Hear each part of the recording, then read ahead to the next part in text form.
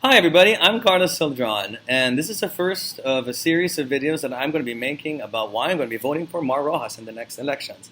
Because I really got to speak up. There's only a few more weeks to go before the elections itself, and a lot of us are undecided, a lot of us are confused, and most especially a lot of us are being misled by disinformation online, especially by trolls through their memes and other tactics. Which brings me to today's topic. Fighting against the trolls and fighting against all the disinformation that's been fed to you these past few months through memes on the internet.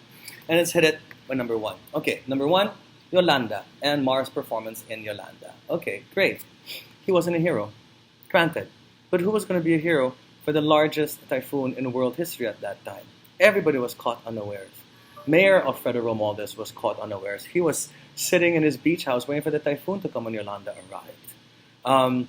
What we should be doing actually is looking at the recovery efforts after and how well it's been recovering. Google these words. It's on Rappler. Okay.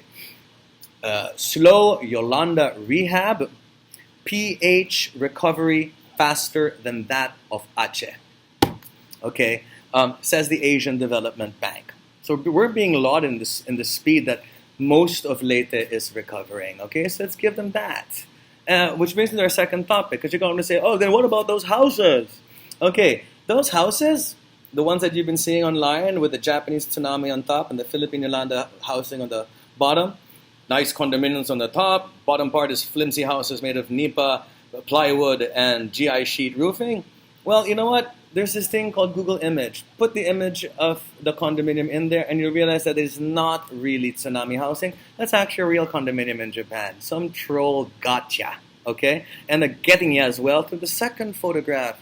That is not permanent Yolanda housing, okay? When you see the billions are spent, that billions was not spent on that house, okay? That's temporary housing. Do you think that you can build a house in just 1 week after the typhoon? No. You think the planning can be done that quickly? No.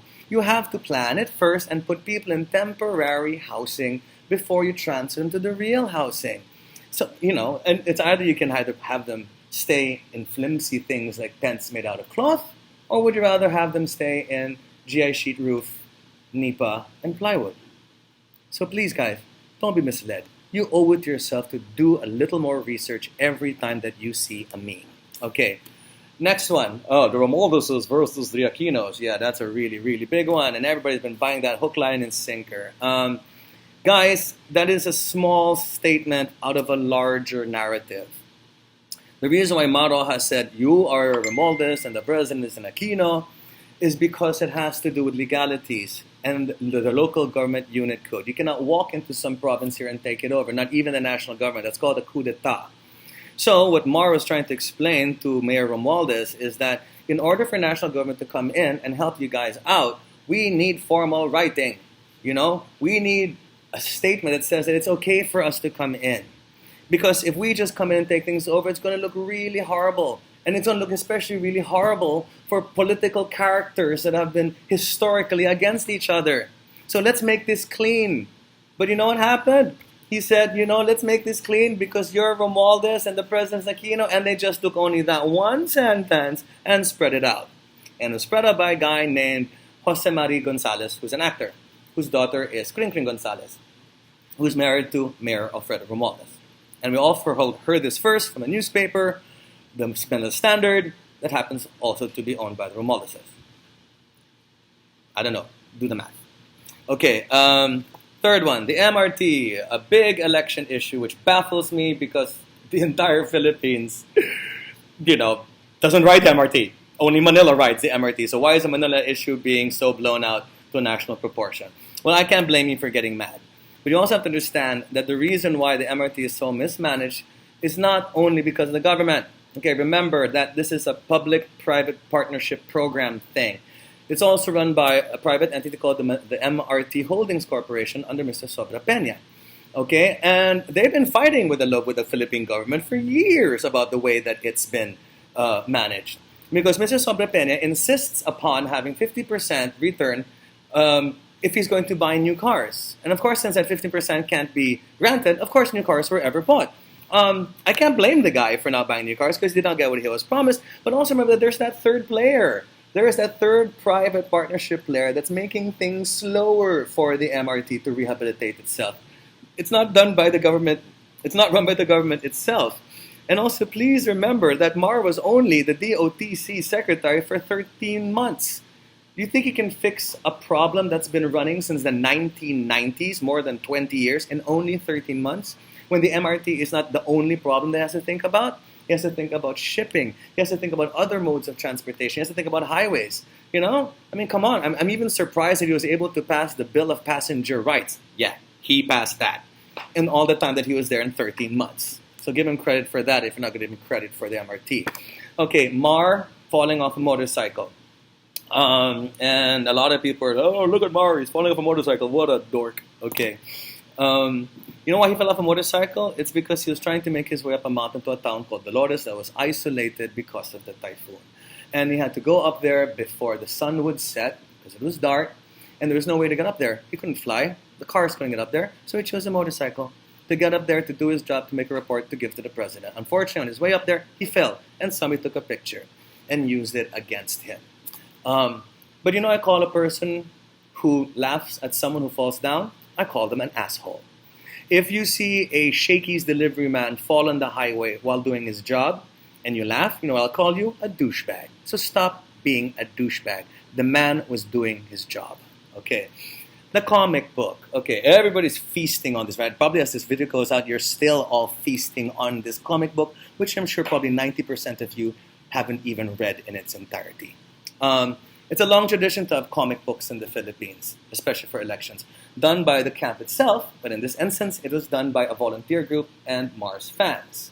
So I guess we're looking at the equivalent of like other candidates doing their own memes and spreading it out to the world. So this is actually, you're laughing at Mars equivalent of a fan meme. So I hope that gives you a little context here. Mar did not write it, Mar did not sanction it, Mar did not commission it. It was just made by somebody in a volunteer group. And I think actually it's kind of cool because if you're going to choose a meme over a comic book, I'll take a comic book. Philippines needs more comics. We should revive this industry instead of using it as a tool to laugh and mock our political processes. Okay, Mar eating out of a cup, the stupidest thing that people were laughing about. Because you know what? I eat out of a cup. Mar was in somebody's house. It wasn't his own home. And the cup was the only thing that they had to give him for him to eat lunch while he was working. Okay? Somebody took a photograph of that and said, Mar's too dumb to even know how to use a plate. But guess what? There was no plate. And you know what? I even use cups to eat soup and rice in. And being Filipinos, what gives us the right to judge other people by their utensils when it's tradition for us to eat with our hands? Okay? So everybody just, I don't know what to say anymore. And the last one, the drugs. Okay. Oh, look, Mar made that comment about knowing where to buy drugs in Davao. Well, you know what? There's drugs in every city in the Philippines, and Davao is not an exception. Davao is not 100% drug and crime free. No city in the world is 100% crime and drug free. Okay? So to believe that this could happen shows that you really, really, really, really need to wake up and put down the crack pipe. Because at the end of the day, crime and drugs is not the issue of a president and an issue that we should think about when choosing one. If you have crime and drugs in your town, and you probably do, and that's probably why you're choosing some other candidate who's got a strong crime background, it's not the job of the president. I'm so sorry to inform you. That is the job of your local mayor. And that's why Duterte is a great mayor. He was able to make Davao have less drugs and less crime. But it's not the president who's supposed to go around the country on some horse with a gun shooting drug dealers in the head. No, if a president does that, that president is completely insane. Okay? So, if you have using crime and drugs as your main political decision for this election, please realize that you're using this when you're choosing a mayor and not a president. So at the end of the day, ladies and gentlemen, I really think that for us to overcome all of this, we have to understand the government and government processes. And that's why it's so easy for us to get misled by the internet and by lies that are going around, because I'm sure a lot of us don't even know the position, the job of the position that we are voting people for. So if you try to understand government processes, government systems, what presidents should do, senators, congressmen, and your mayor, perhaps we all can come up with a wiser decision than we've always come up with in the past. And I think we owe this to ourselves. So I hope that made sense. And please vote for Mark.